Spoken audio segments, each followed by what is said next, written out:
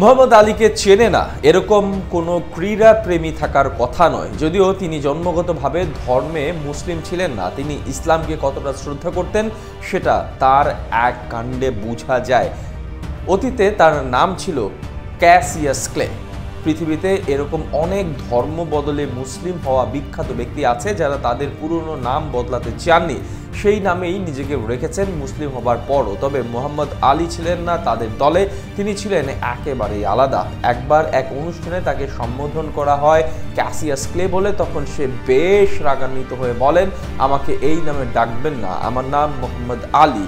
আর এই আচরণেই পরিষ্কার হয় কতটা ধার্মিক ছিলেন এই জনপ্রিয় বক্সার। তিনি শুধু বক্সার হিসেবেই জনপ্রিয় ছিলেন না, একজন দেশপ্রেমীও বটে। তবে তার ব্যাপারে একটা অজানা তথ্য হয়তো আছে সবার জন্য, যদি কেউ প্রথম শুনে থাকেন তবে চমকে উঠতেই পারেন।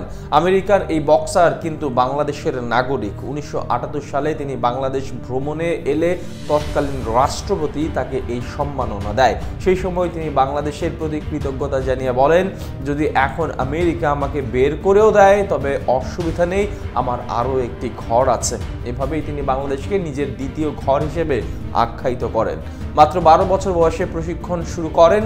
1964 খ্রিস্টাব্দে 22 বছর বয়সে তিনি সনি লিস্টনকে পরাজিত করে বিশ্ব হেভিওয়েট চ্যাম্পিয়নশিপ জিতে নেয়। 1964 সালেই তিনি ধর্ম পরিবর্তন করেন, তবে সে সময় ব্যাপারটা সবার সামনে উপস্থাপন করেননি। সেই সময় তিনি নিজের নাম বদলে রাখেন মোহাম্মদ আলী।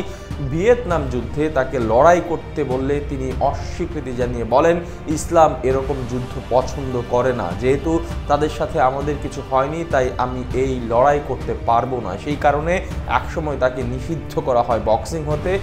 আরও অনেকভাবেই হয়রানি করা হয় মুসলিম হবার পর থেকে। যদিও সেসবে তাকে দমিয়ে রাখা যায়নি, বরং তিনি আরও শক্তিশালী হয়ে ফিরে এসেছেন।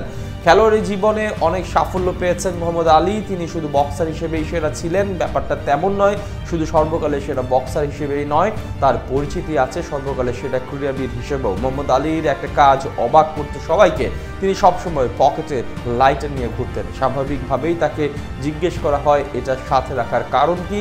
সেই প্রশ্নের জবাবে তিনি বলেন, আমি ধূমপান করি না, তবে পকেটে লাইটার রাখি। যখন আমার মনে পাপ করতে চাইতো তখন আমি লাইটার দিয়ে হাতে তাপ দেই আর নিজেকে বলি, এই সামান্য আগুন আমি সহ্য করতে পারি না, জাহান্নামের আগুন আমি কি করে সইব। আর এভাবেই নিজেকে পাপ কাজ হতে বিরত রাখতাম।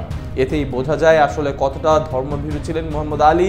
এই মহান কিংবদন্তি খেলোয়াড় সত্যি সবার জন্য অনেক বড় এক উদাহরণ হয়ে আছে এখন।